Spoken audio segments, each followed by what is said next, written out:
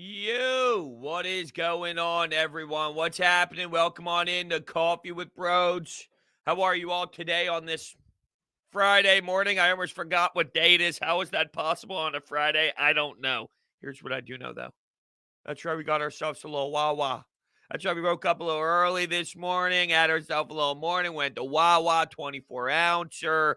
I'm stoked. I got the double caffeine. I don't know if it's double caffeine, if it's just extra caffeine, but we went with that. We got the hazelnut in there. I'm excited. I'm looking forward for today. Where do we begin? Well, we got Zach Wheeler and Max Scherzer on the bump. That's going to be fascinating. That's going to be electric. That's going to be fun as hell to watch. Although, is the weather going to keep up? I don't know. I just thought about that now.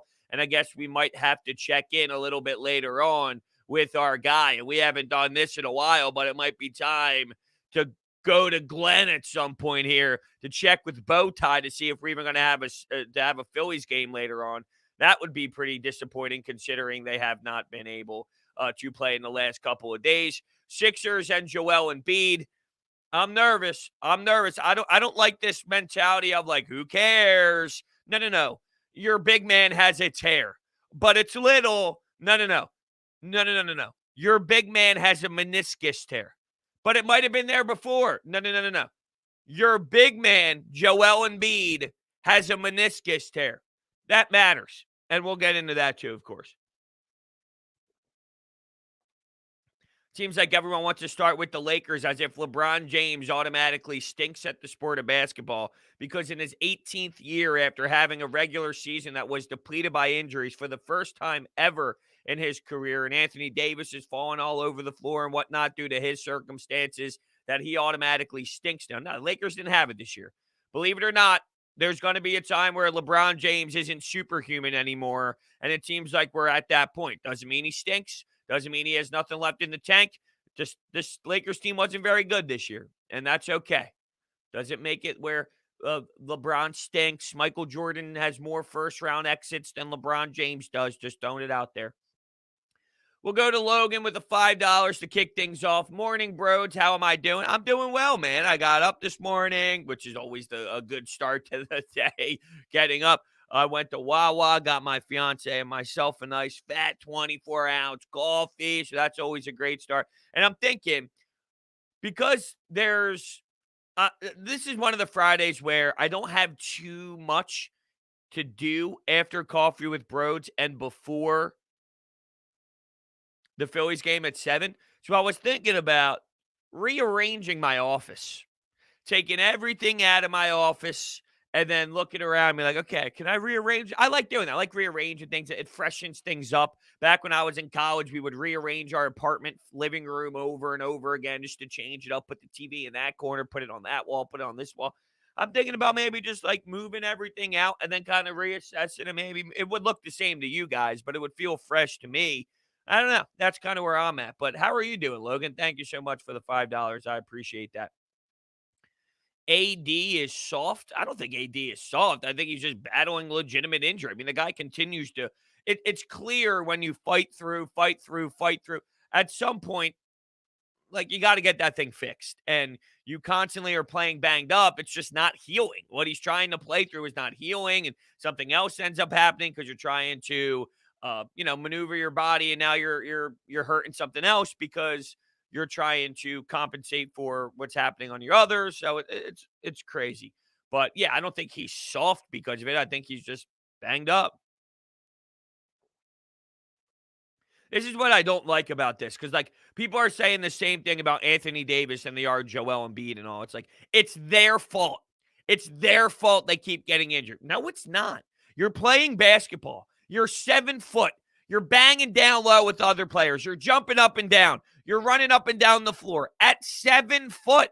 At 7 foot, 200 plus pounds. This is what happens when athletes of that size, shape, and physical ability, that this is what happens when you play basketball. So it's no one's fault. It's nobody's like problem in terms of like what they're doing. They're playing the sport of basketball. If you want them to stop, then maybe that's how the injuries don't occur. They don't play the sport anymore. It's no one's fault. It's the nature of sports. That's what it is.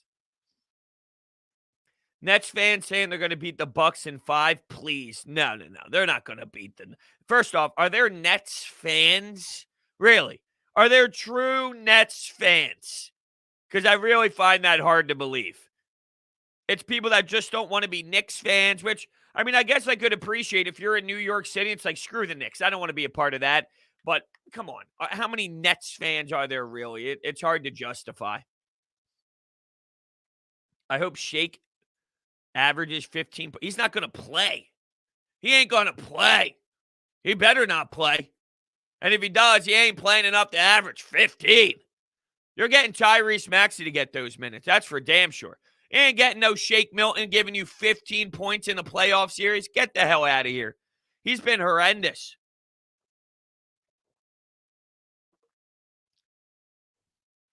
I hate the Nets so much. No homegrown talent, just 3 superstars. I don't have a problem with that at all. It's the NBA, and it always has been.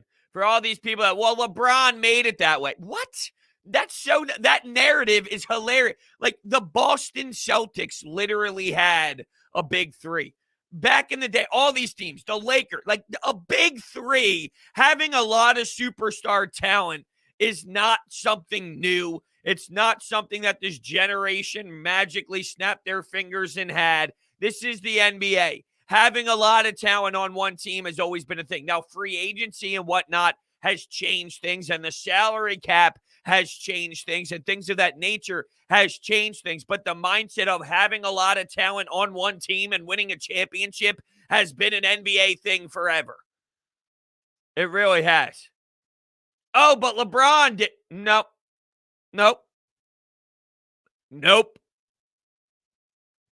Laughable. I don't even think what is Mike Scott's contract like? Does he have another year on it?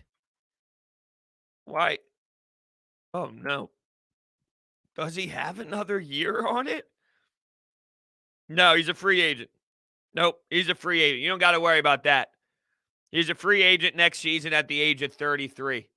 So you don't have to worry about trading for Mike Scott or trading Mike Scott at some point. The big fella practiced yesterday. Would not be surprised if we see him on the court. This is my problem, though, BJ. This is what we're going to be doing. And it upsets me a little bit. And I'm nervous. Now, I think this is where I'm at. And I'm going to do a whole podcast on this later on today where I'm taking your phone calls. And you can leave a voicemail at 856-442-9805. And we'll use that in the show. But the problem is we're going to go through a series where he might play, like, let's say hypothetically. I don't think he's going to play game 1, but let's say hypothetically he does play game 1 and I'm wrong.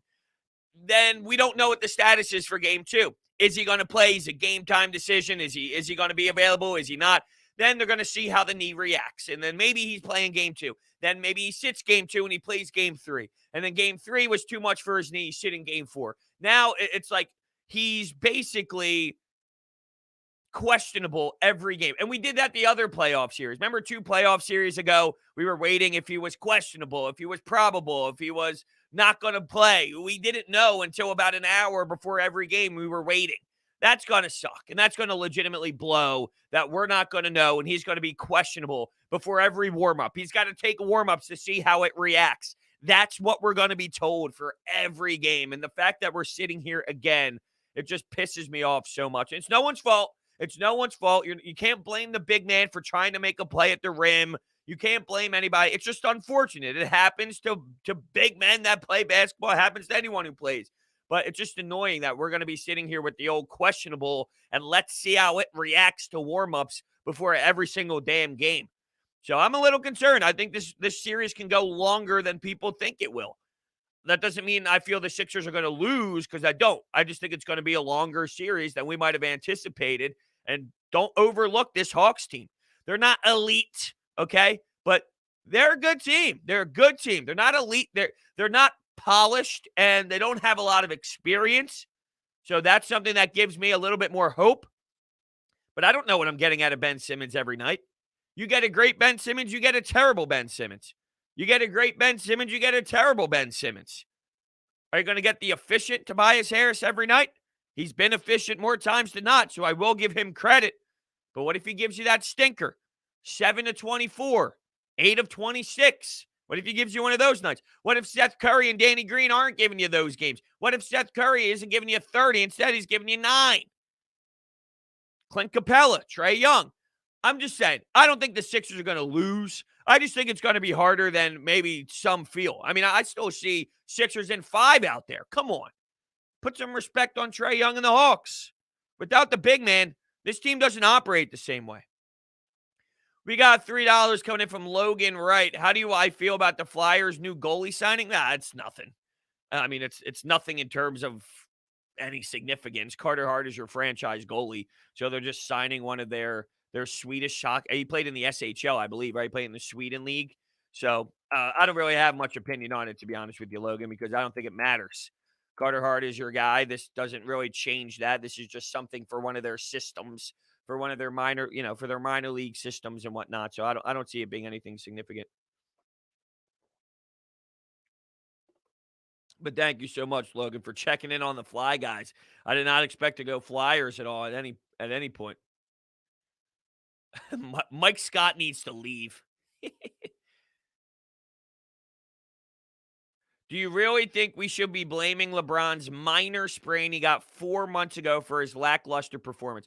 Come on, dude. I mean, that's just like everything I need to know about your opinion on LeBron James is said right there in that comment. My man's in year 18. My man went to the NBA Finals a billion times in a row. For the first time in his career, he had an injury that knocked him out for like a serious, legitimate amount of time. Although a couple years ago, I guess, that happened. But he's starting to get older. I mean, you're talking about the back ends of your 30s here.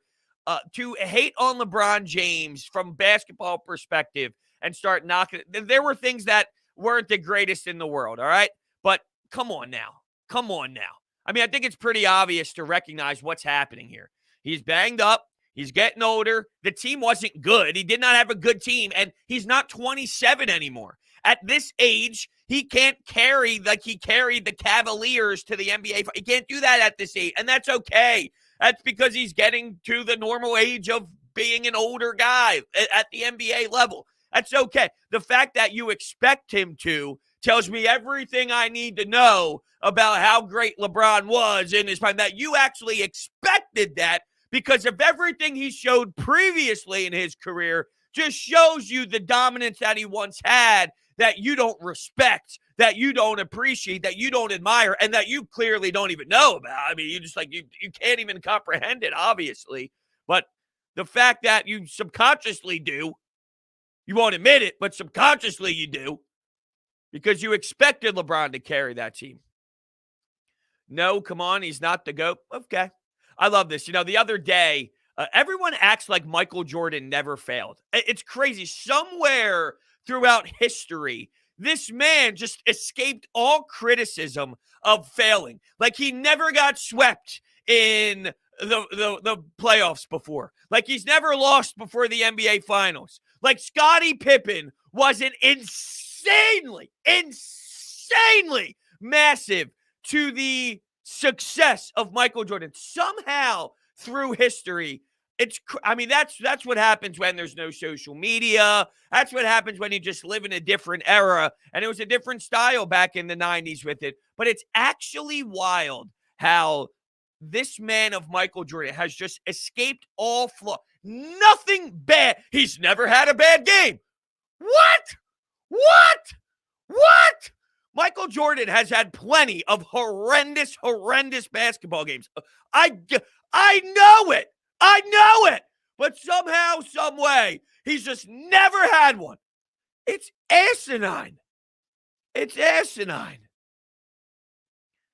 If we lose, would you trade Ben Simmons for Dame? Yeah, I would do that even if you won. I'd do that even if you won. Literally.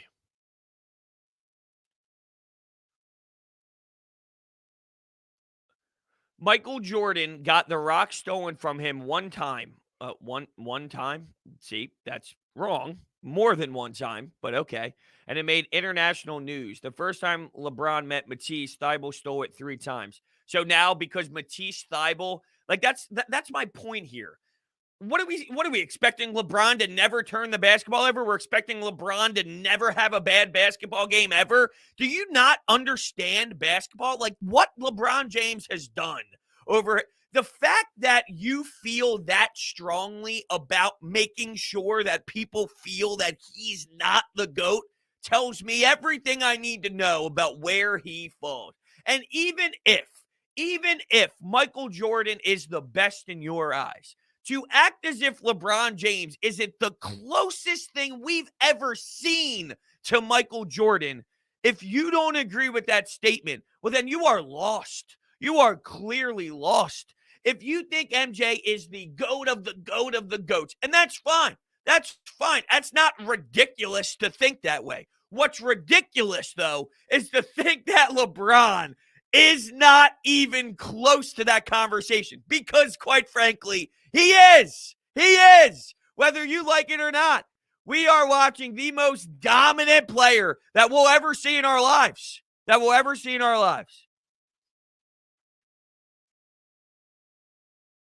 Well, no, no. Whoa. Now you're trying to bring it back a little bit as if you were not attacking LeBron's character about the ankle. Oh, you're telling me some minor injury is why he's so lackluster? You were taking a shot at him. Now you're taking a step back, Riot, as if it was just a nonchalant little statement.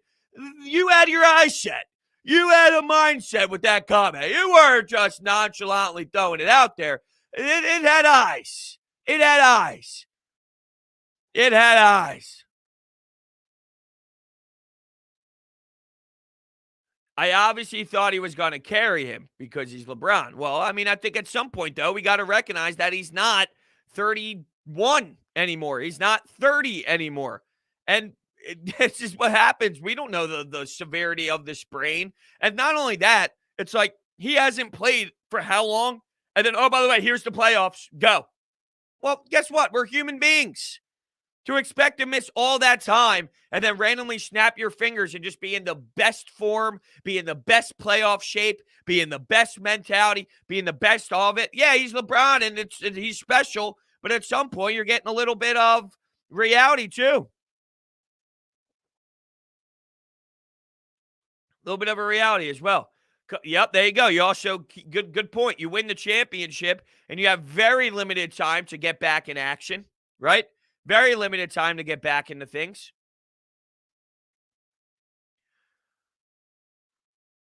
Another argument is when Jordan fans want to compare Jordan's best years to LeBron 18 at 37. Yeah, LeBron's getting up there. All right, LeBron, and I think LeBron's going to have a bounce back season next year. He's not superhuman anymore. He's not superhuman. He's still very, very good. He's 36, by the way. He'll be 37 next year. He's very, very good. Very good. He's not superhuman anymore. And that's okay. I mean, that makes sense. It makes sense not to be superhuman anymore. Morning, Brodes. How you doing? I'm getting fired up. Why? Well, LeBron James came into the conversation.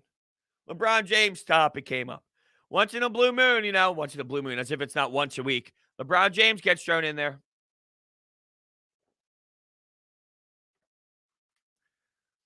Well, the counter argument to every team he played for was he jumped around teams. That's what people don't like, that LeBron jumped around teams.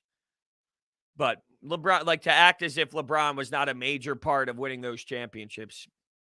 Am I ready for Zach Wheeler tonight? I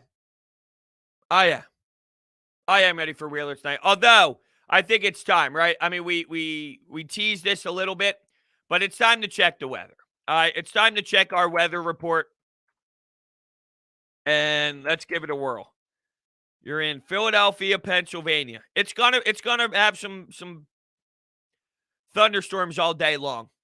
So, we might be all right by 7. Wow. All right, everyone. We might be good. It says mostly cloudy at noon, mostly cloudy at 1, mostly cloudy at 2. This is where our thunderstorms come into play at 3 o'clock, 79 degrees. Probably some humidity. 4 o'clock, thunderstorms. 5 o'clock, thunderstorms. 6 o'clock, showers. 7 o'clock, things open up from partly cloudy to sunny and mostly clear. So it looks like by 7 o'clock, we can get in and get some baseball in. So that's what I'm looking forward to. Yeah, I'm excited. I'm excited. We don't have an ace. Wheeler's our ace, not Nola. We don't have a real ace because to me, a real ace is Garrett Cole, Madison Bumgarner back in his prime, Justin Verlander, Clayton Kershaw, Jacob deGrom. I have very limited amount of aces in my mind, so I don't classify either as them as aces. But if you're going by the definition of it, sure, Wheeler is your ace. But I don't really, I don't throw around the word ace very lightly. It's it's rare in my eyes to be an ace. There's maybe I don't know six real aces out there on the bump that give me the fucking ball type of guy. Yeah, I talked about this in a recent show, Christian. Excuse me. The thoughts on the pitchers cheating. It's reached a whole new level. John Boy Media put out an amazing breakdown of back in 2014, Trevor Bauer talking about this substance and how much the spin rate's going to go up. And the spin rate numbers are now touching basically 3,000, which is absurd.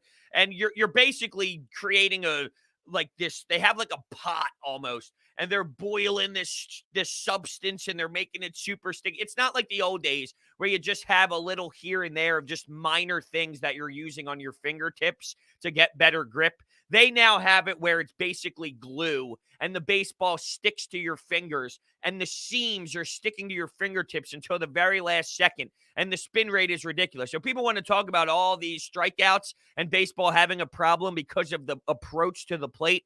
It's also a huge problem that these pitchers are using the gook that they're brewing in their own little drug room, if you will. It's like it's like Breaking Bad. They have this trailer of drugs and they're just brewing this bad boy up and they're making their own substance. And it has just reached a whole new level. It's just reached a whole new level. And unfortunately, the league hasn't done a good job at all. And now they're going to try and limit it as much as possible. But knowing the MLB, they're going to screw that up. Walter Wheeler. That's pretty funny. Baseball players have been. You're right. You're right. But there's a difference between cheating and then crossing. Like there is a line. So believe it or not, I'm not against cheating in baseball, but there is a line. And I don't even classify some of the stuff as cheating. Stealing signs on second base, this and that. That should be allowed. That's a craft, in my opinion. If you're on second base and you can find out their code and you can tell the pitcher or the hitter what they're throwing, to me, that's beautiful. That's a craft. That's beautiful. That's hard to do. Don't allow them to crack the code. That's where I think it's different. How much do I have in the Brodes tattoo fund? Plenty, my friend. I have plenty, Keith. Plenty, Keith. Thank you for starting the Brodes tattoo fund. We got 500 yen coming in from Mullet Petition for Alvarado. If you had to put your finger on it, what would you say it was? To me, it's confidence, memories, and reliving that in the now. Maxie has it. To me, it's memories and reliving that in that now. I'm a little confused on the second part. But are you talking about what Maxie has? What does he have? Well, yeah, he definitely has the confidence. There's no doubt about it. I think he's got it all. I mean, it's not just confidence. He's got skill. The kid can play. And he gives you something that this team doesn't have. He can actually generate a shot. He can create his own look. He can dribble the basketball. He can shoot off the dribble. He can attack the rim. He's got a floater game. He has the skill set. I think that's where it begins. And because he has the skill set, he has the confidence. So, yeah, he has the confidence. He has the swagger. He has the attitude. But that all starts with having skill. The kid could flat out play. He's very smart. He's knowledgeable. He's got all the tools that you need to be a successful player in the NBA. So, I mean, that's kind of where it is for sure. That's where it starts. Maxie's unbelievable, man. Maxie's a legit baller. He is so damn legit. He really is. I can't wait to see him at age. And I know this is getting so far away, but it just shows when guys are most mature in this league. Think about him at 26, 27, 28 years old with a bigger build, with more experience, with X amount of workouts in the summers. Yeah, with a ton of different off seasons to continue to train. Tyrese Maxey is going to be an absolute weapon for this franchise.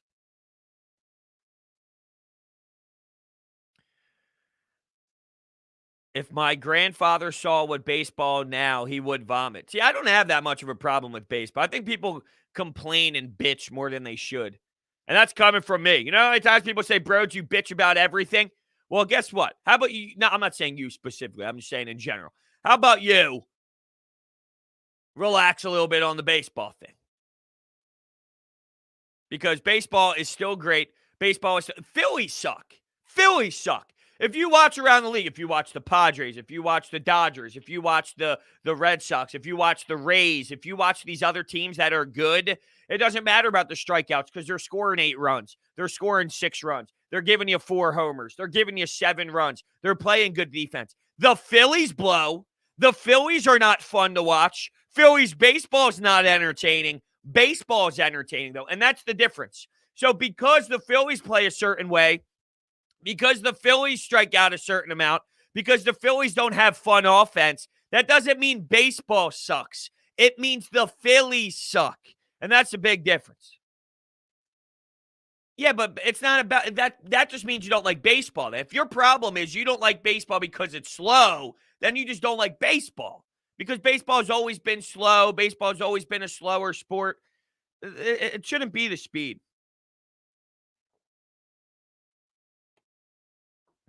Oh, I agree with you, Sacred. So Sacred says, I love baseball. It's my number one. Just saying my grandfather wouldn't be in the. Yeah, the runner on second, I think, stupid. I agree with that. I'm not disagreeing. I just feel like there's a lot of hate towards the game. And I don't think it's as bad as what people think. I just think the Phillies suck. So there's a billion different teams to watch that are fun if you just are looking for good baseball. Baseball is not bad. Bad baseball is bad. Huge difference. CM comes in with a $7 Canadian donation, but does not say anything. Thank you so much for the $7 donation, CM. I appreciate all the support. You are always in the chat, hanging out in the comments. I really do appreciate that. I really do. Thank you so much. Just know that Canadian money. Oh, yes, that's right. Because of the transfer rate. Is that the word I'm looking for? Transfer rate? I feel like that sounds off, but thank you so much, CM. I appreciate that. You are the best. Thank you. Brodes, help me out. Lessen my worry about the Hawks. I can't because I'm in your boat. I'm in your boat. I think this is going to be tougher than people feel. I really do.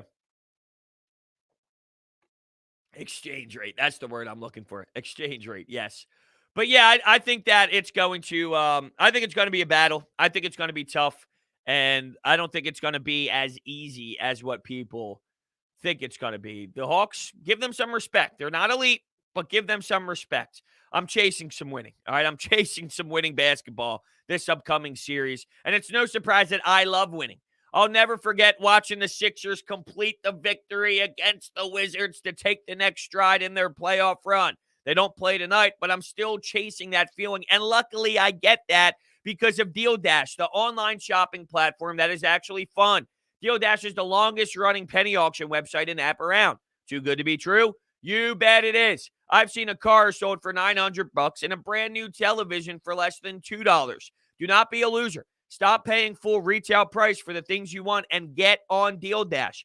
Go to www.dealdash.com or download the app. By the way, when you register, enter the promo code COFFEE. That's promo code COFFEE for a special offer and for some bonus opportunities. Damn, the Eagles have the easiest schedule. Well, I don't know if that's necessarily going to make a huge difference because this team has a lot of holes. Yes, they do. That balding midget scares me. I don't know why that made me laugh. Well, because it's kind of funny, so I do understand why it made me laugh. But he balls, man. He balls. I'll tell you what, he's got an edge to him. He can shoot the rock. He's got an attitude, and he's a star in the making. And that's the big thing that gives me some confidence. He's in the making. So there's going to be growing pains. There's going to be a learning curve. There's going to be moments where he fails, and he's going to learn from those experiences. So, you know, he's definitely going to have some bad takes. He's going to have some good shots. He's going to have some horrendous passes. Like, all that's going to happen. But guess what? He could play. He could play. Without the big man, I'm nervous about Clint Capella. Kendrick and Shaq have the Hawks in 5. Well, I mean, first off, think about what you're saying, right? We're talking about like Kendrick Perkins. Their job is to get you all pissed off and have that type of reaction. That's what they try and do. They try and spark it. They try and get everybody all heated up and whatnot. Look, you're right. They're the number 1 overall seed in the Eastern Conference. They also lost their MVP. Right now, in this hypothetical, your MVP has a meniscus tear.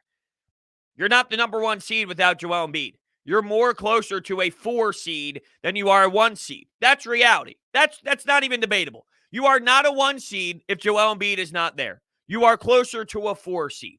So with that, if you don't have the big man, which clearly in their minds, the big man is not going to be there, I don't think it's asinine to think the Hawks can win the series. Now, in 5, is that a little aggressive? Sure, but it's not far off. If Joel Embiid does not play, to think the Hawks have a chance, whether they win or not, is not outrageous. It's not outrageous.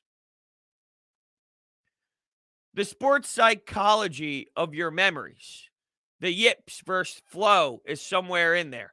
Why some players can hit a free throw and some can't. Maxi Flow, 500 more yen coming in from Mullet petition for Alvarado.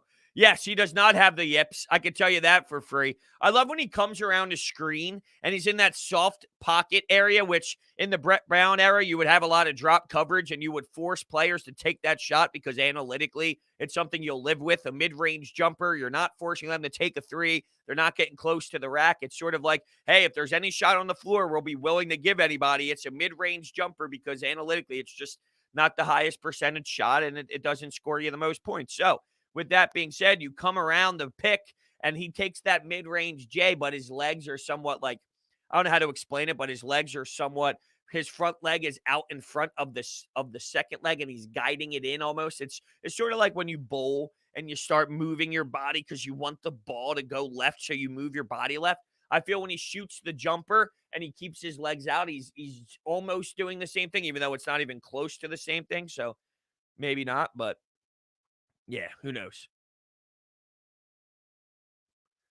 Who knows? That's where I'm at though. Who comes out of the West? For me, it's the Utah Jazz, says Shrey or Shrey. I apologize if I mispronounced that. I had to be right with one of those, right? Okay, dude. You're getting blocked right away, my friend. Come on. We're better than that. For the West. Yeah, I mean, the Jazz are the first seed for a reason. I mean, I could argue, I might think it's the Phoenix Suns. I think this Phoenix Suns team can maybe do something. I would love to see a Phoenix Suns Utah Jazz Western Conference Finals. That would be really fun. That would be really, really, really fun. That would be an entertaining series for sure. I don't think it would be as good as like I hate to say this because it's the second round, but I think Bucks Nets might be one of our best series that we can possibly get. But if you're talking about Phoenix and Utah, that would be great as well. Brodes, do you think that Smith can get 1,000 yards receiving? I think it's possible. I just don't know if you're going to be throwing the ball to him that much. With running the ball, with Jalen Hurts and his ability to run the ball, with all your other weapons, I just don't know if you're going to throw him the ball as much as you think. It's going to not be 75 dropbacks for the quarterback like we've seen in years past. I wouldn't be surprised if he did, but I don't think so. I think he'll be under. If you're telling me over, under, I wonder if I can see on my DraftKings Sportsbook some of the odds and promotions. And by the way, you can use promo code Brodes for all phenomenal odds and promotions. I'm curious if they have that up. Let me see if they do.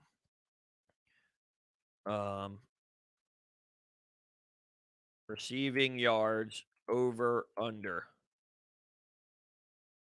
Devontae Smith. Okay, so 750. 750 is the over under for Devontae Smith.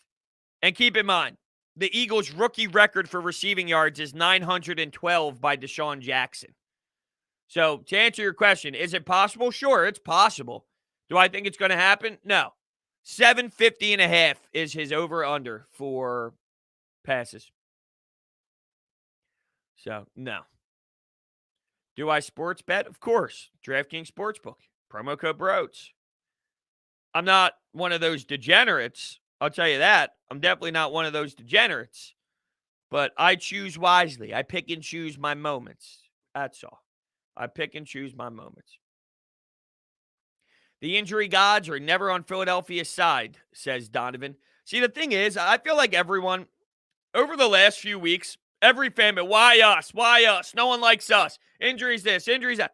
That's every fan base. The Maple Leafs, why us? Why would you choose Toronto sports? Toronto sports is so painful. I can't believe the Maple Leafs blew a 3-1 series lead. Blah, blah, blah, blah, blah. Why us? Why every team that gets it? Why us? Why AD? Why the Lakers? Why are we always injured?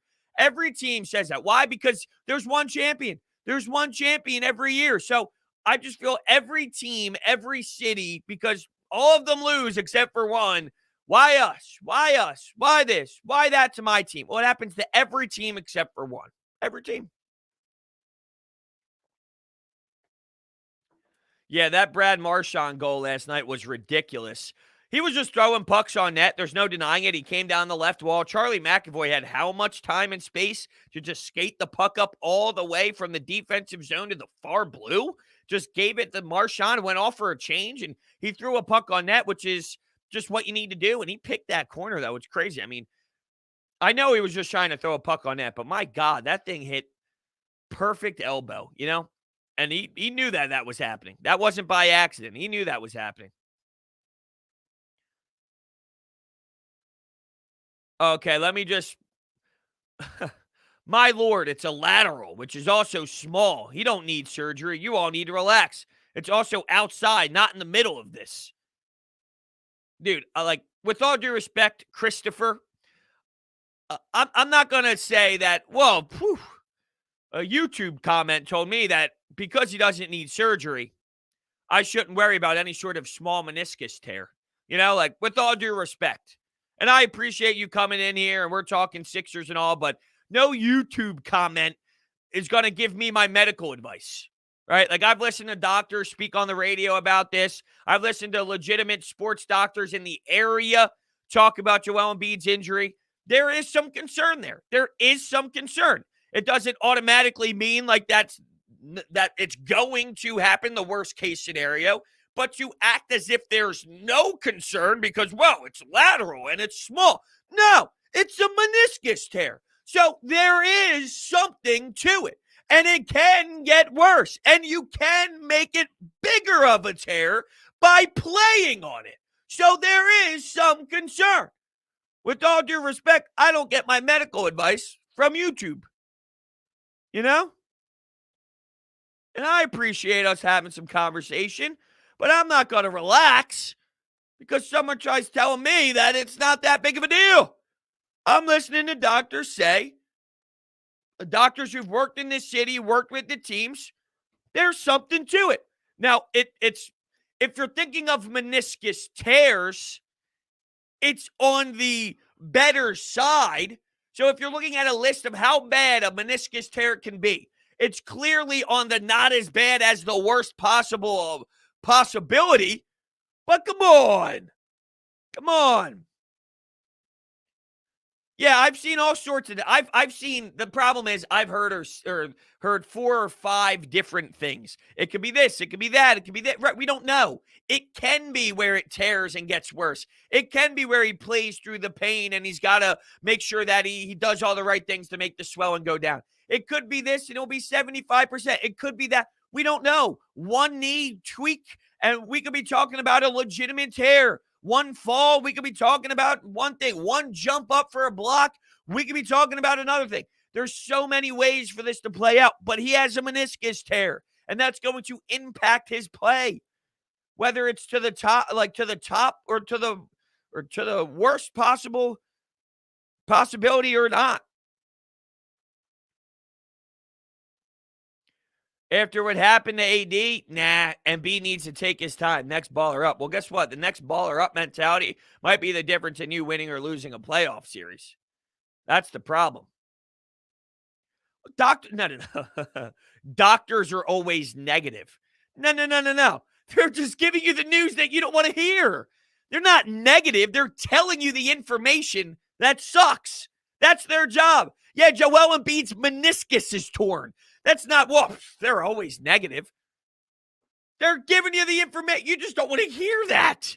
That's not the news you want, but they're not wrong because they're saying it.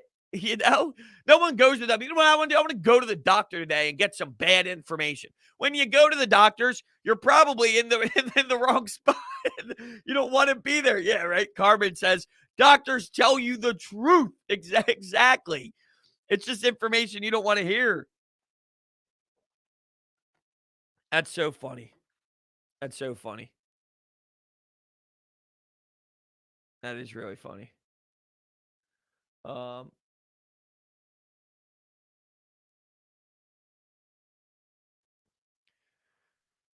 Doctors, majority of the time, try to be as positive as possible. Yeah, I agree. I mean, they give you all the all of the options that are on the table, if you will. Ryan says, in my experience, doctors always tell me I'm fine when I'm hurt. So if the doctor says you're actually injured, you're screwed. Well, the difference is we don't experience NBA doctors. We go to your your family doctor, your family care doctor. Guess what? They're not doing the same thing on you that they're doing to the 7'2" MVP of the 76ers on a major playoff run in the second round of the NBA playoffs. I wish they treated me with that type of care. I wish they cared that much about my life like we do about excuse me, not LeBron James. I saw that in the chat about Joel Embiid. But that ain't the truth.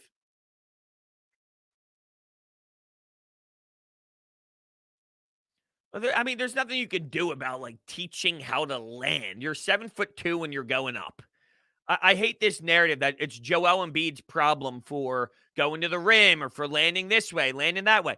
You're playing basketball. People fall on their knees. People fall. People jump. People dunk. They do it. They land. They do everything. This is just the nature of playing the sport of basketball. You think Joel Embiid's now going to think like, oh, hold on, I got 0.2 seconds to react here as a 7'2" man. Let me move my leg. No, you're just playing the sport of basketball. And this is what happens when you're 7'2" playing a game.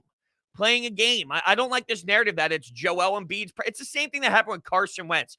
When he extended for the touchdown, he doesn't know how to play the game. He gives up his body, this and that. No, he's playing football. He's playing football. And when you play football, some guys get injured more than other guys and this and that. And you take it. You take hits. You take hits. You take a physical pounding by other guys that are 7 foot or 6 foot something, 200 pounds. You're naturally going to get hurt. That's what happens. You're going to get hurt. Well, the problem would be, Sacred says, imagine how crazy the NBA would be if nobody aged. Well, then no one would get in the league. You'd be with just the same guys over and over again. You know? It'd be the same guys nonstop. When would you get fresh blood? When would you get new players? And when would LeBron not be in the finals? You know what I'm saying? 500 more yen coming in from Mullet Petition for Alvarado. County Line Kitchen Durable Cold Brew Mason Jar Coffee Maker. Buy this, thank me later.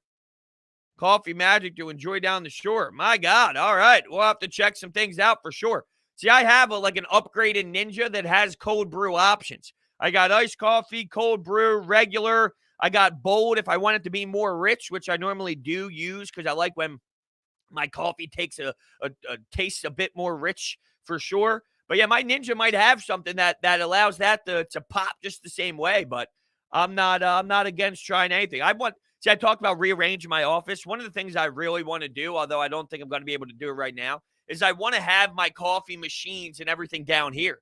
So if I need a cup of coffee midday or whatever, I don't have to go upstairs into the kitchen. Although I spend too much time in this office. The problem too is I work here all day, right? Like this is my studio, this is my office where I get all my work done. I feel like I'm suffocated in this room where it's kind of nice and refreshing to go upstairs to get a taste of reality. It's like, wow, I'm actually out of this damn office. But I play my video games here too. So when I want to kick back, relax, do nothing but play video games, I'm hanging out in my office. I feel I got to put my Xbox in another room.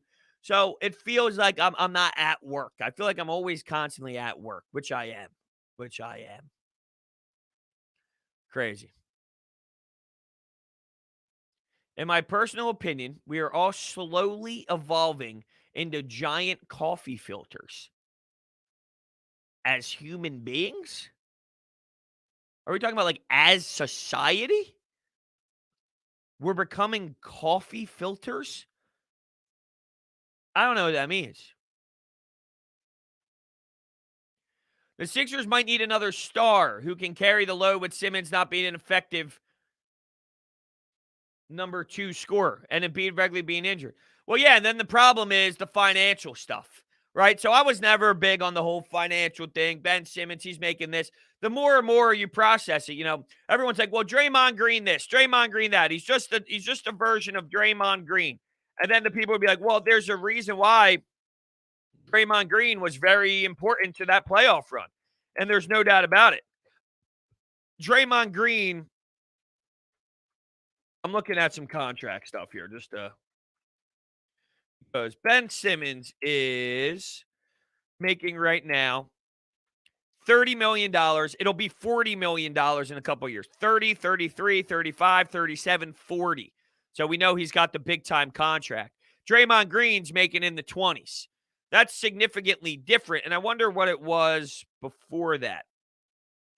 On that run, he was making, 5 years, $82 million. So during that run, his average salary was 16, which was less than half of what Ben Simmons is going to make. So if we're now having the conversation of Ben Simmons not being this and not being that, well, then he ain't worth $40 million. He's not worth $40 million if you're going to compare him to, and Draymond Green was important. Nobody's denying that Draymond Green was not important. He left the series, and what happened? The Cavaliers go on this epic run and come back down 3-1. So he played a huge role in their success. But if you're not going to have the killer instincts that Ben Simmons lacks, well, guess what? He ain't going to be worth $40 million. And that's the problem. Then the contract comes up to play. And I think it's fair for it to come up to play. Well, if Ben Simmons doesn't run point, what's he do? You can't spend $40 million a year to have a good defender that still has the other team score 30 points, their best player. So at that point, if he's not running point, he doesn't have the ball in his hands, he's standing there in the dunker spot, that ain't worth $40 million. Then you're all fucked up.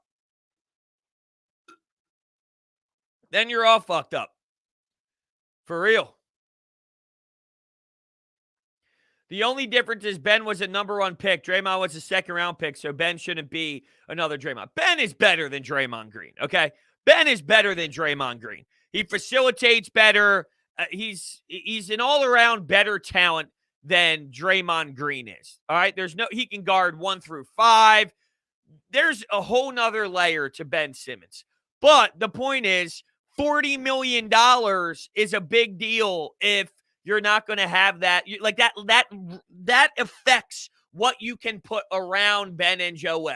And if Ben is not going to take certain leaps in his offensive game, you are going to lack what you need, and you're going to have less income to acquire what you need because you're spending so much on Ben Simmons. That's where it comes into play. Like, the problem is he does it, and it's amazing, and then he won't do it. So he does it, it's amazing, then he doesn't feel like doing it. It's just inconsistency. That's the issue. It's inconsistent. You don't get it enough. I'm not picking on Ben. It's reality. I'm not doing it for no other reason than it can be the difference in winning a championship or not. So I'm not just randomly picking on a random dude. This is what happens when you're a max contract guy. You don't think the Lakers are talking about LeBron today? You don't think the Clippers, even though there's really no such thing as Clippers fans, are talking about Kawhi Leonard today? This is what happens when you are that type of player to a franchise and to a city. You get discussed. It's not picking on anyone. It's not picking on anyone. I have a gut feeling, this is from Metal Douche Mike. I have a gut feeling this is our year. We may have to grind it out, but get that trophy. Not without Joel Embiid. If Joel Embiid ain't out there, you ain't winning a damn thing.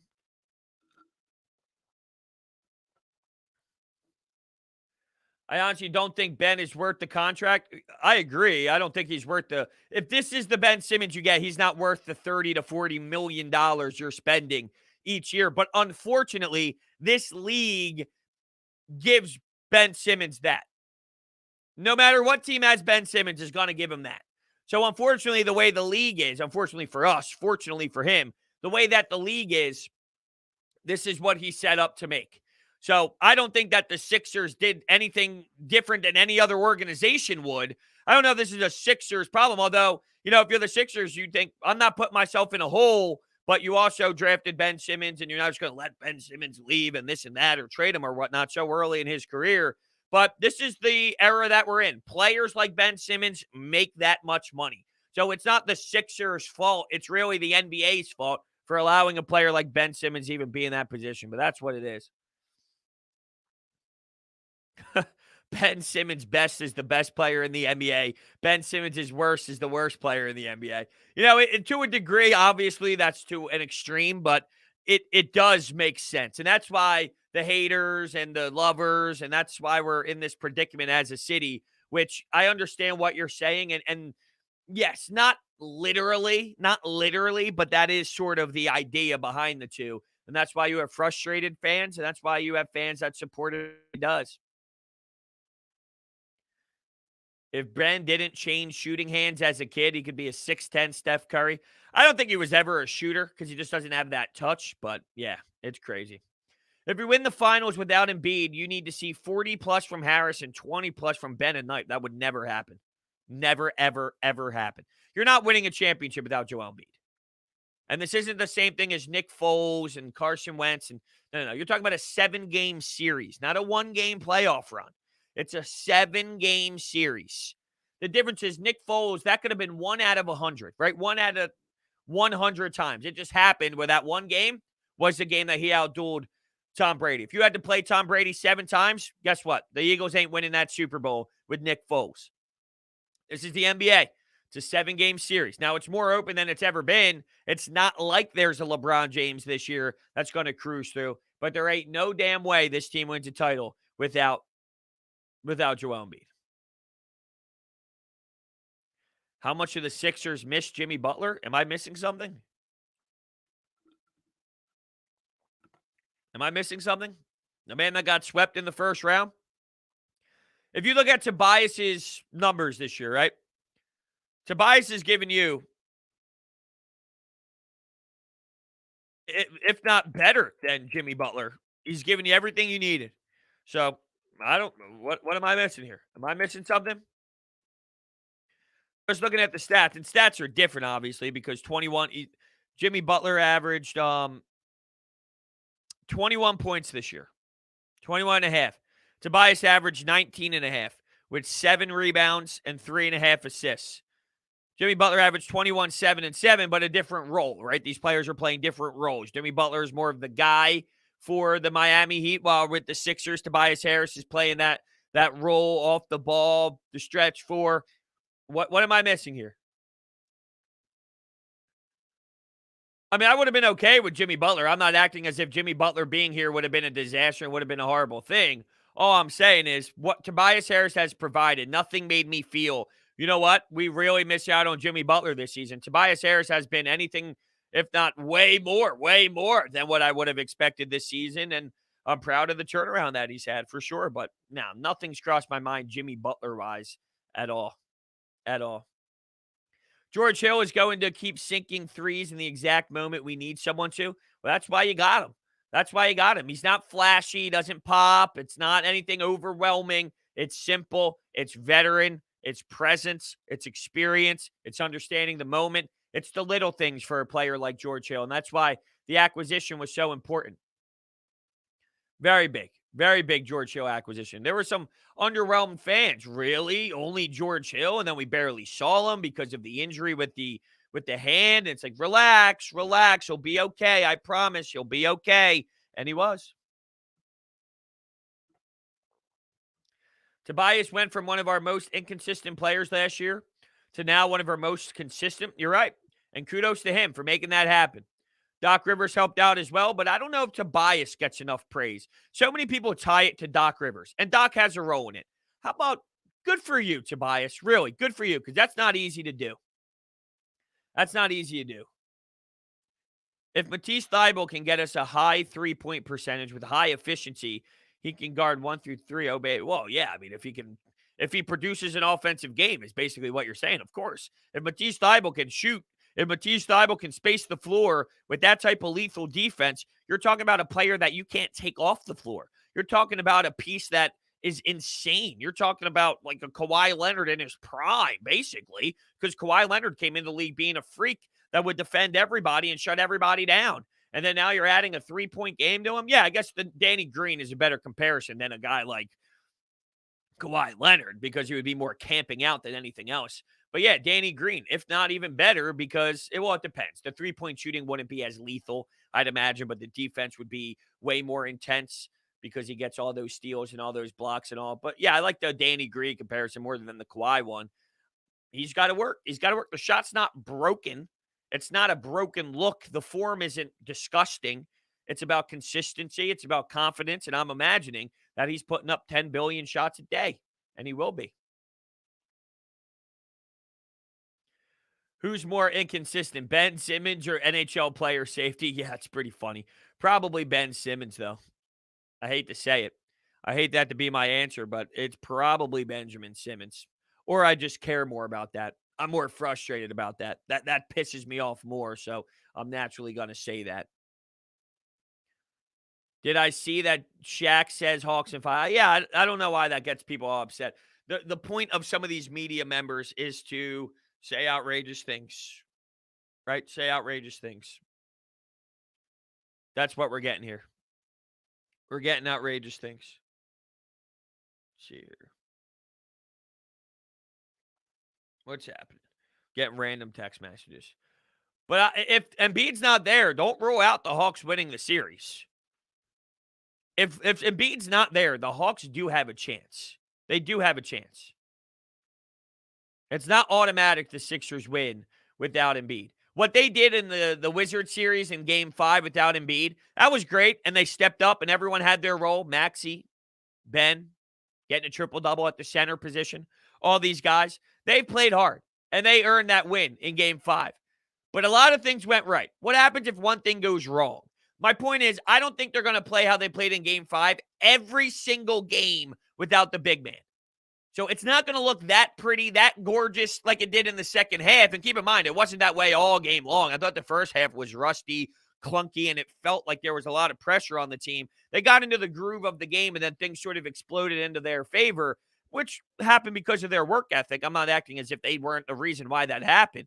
But yeah, I do think that you're not going to see that level every single game. Hey, Brodes, I'm a Jets fan, and I know one of the Jets' best traits is their center depth. Still, Shifley's their second best player, so how badly do you think the suspension will? I mean, yeah, it's huge. It's huge. They can lose the series. It's that bad. It's that bad that the Winnipeg Jets can now lose the series because Shifley's not there. So he hurt his team. That was a dumb hit. It was a stupid hit. I don't understand why he did that. It was very avoidable. It was unnecessary. There was no reason to lay somebody out like that. It's not 1970 anymore where he should have kept his head up. No. It's not that. It's 2021. It's a new brand of hockey. So shame on Mark Scheifele. He should have been smarter in that area. All right, everyone. I want to thank you all so much for hanging out this week. Just to give you guys an update on when I'm on the Fanatic. I will be on 97.5 The Fanatic Saturday, 7 to 10 p.m. and Sunday post-game right after the Sixers, 4 to 8. So the Sixers game is at 1 o'clock. I will be hosting 4 to 8 on the Fanatic post-game. I'm super stoked about it. And then after the Fanatic, I'll come home and record my post-game pod on YouTube. So be on the lookout for that. Another fun week in the books. A couple updates for the weekend. We got the Phillies tonight, of course. I'll be talking about the Sixers. Hey, if you have not already, I'll put the phone number in the chat right now. If you have not, and if you want to, of course, and you should, because it's fun listening to you guys, call the Anytime hotline. And the question I ask is this, because I'm going to be recording a podcast later on. That's the phone number, 856-442-9805. The question I ask is this. Are you worried about the Hawks with Joel Embiid's status up in the air? Are you worried about the Hawks with Joel Embiid's status up in the air? One more time. Are you worried about the Hawks with Joel Embiid's status up in the air? Call the Anytime hotline. Let me get your thoughts. I'll use it in the podcast. Your voice will be heard. And real quickly, as we get a 500 yen donation to end the show, remember all those one-run Phillies games? That was fun. This Phillies team is a nightmare. This Phillies team is an absolute nightmare. It hurts. It hurts my soul watching this team. So I will watch them tonight. Thank you all so much. I will catch you guys next week live. But I'll see you guys all throughout the weekend with some